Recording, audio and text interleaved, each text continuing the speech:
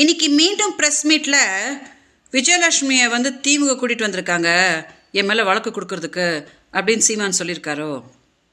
சீமான் அவர்களே, முதல்ல சொன்னீங்க எனக்கு விஜயலட்சுமி யாருன்னே தெரியாது அப்படின்னு சொன்னீங்க. அவங்கள காங்கிரஸ்காரங்க கூட்டிகிட்டு வந்திருக்காங்க அப்படின்னு சொன்னீங்க. அடுத்ததான் நான் வந்து வழக்கு உங்கள் மேலே கொடுத்த போது அவங்கள வந்து பாரதிய ஜனதா கேட்டிருக்காங்க அப்படின்னு சொன்னீங்க. இப்போது மதரசலம் வச்சு நீங்கள் வந்து 2023 ஒரு பேச்சுவார்த்தைக்கு எங்கிட்ட வந்தீங்க இல்லையா?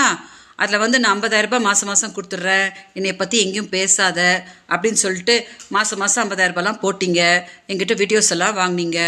அப்புறம் மதரசெல்வம் உங்கள் வீட்டுக்காரர்கிட்ட பேசுகிறதுக்கு யார்கிட்டக்கா கேட்கணும் அப்படின்ற வாக்குமூலம்லாம் கொடுத்தான்.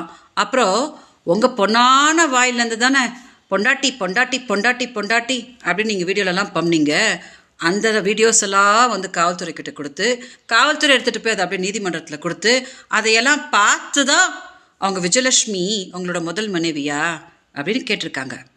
இப்போது திமுக ஒன்றும் அவங்கள வந்து போன வருஷம் விஜயலட்சுமிக்கு 50,000 ரூபாய் கொடுத்து இந்த மாதிரி கேவலப்பூச்சி வேலைலாம் பண்ணு அப்படின்னு சொல்லலை. ஸோ ஏன் அவங்கள சும்மா வீணா வம்பு கிழக்கிறீங்க?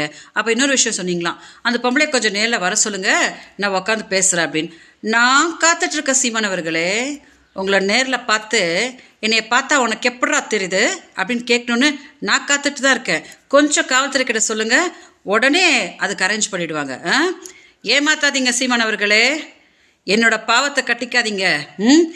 2 நாளைக்கு முன்னாடி கூட சமாதான பேச்சுவார்த்தைக்கு நீங்கள் ஆட்களை அமுச்சுட்டு இன்னைக்கு அப்படியே ப்ரெஸ் கிட்ட வந்து அந்த பொம்பளை அவள் அப்படி இப்படி அப்படின்னு இன்னைக்கு கூட துரோகம் பண்ணுறீங்களா? அதான் நான் சொல்லிகிட்டே இருக்கிறேனே, என்னோட பாவம் உங்களை சும்மாவே விடாது. இன்னும் எப்படிலாம் போட்டு பருத்தி எடுக்க போகுது அப்படின்னு நீங்கள் பாருங்கள்.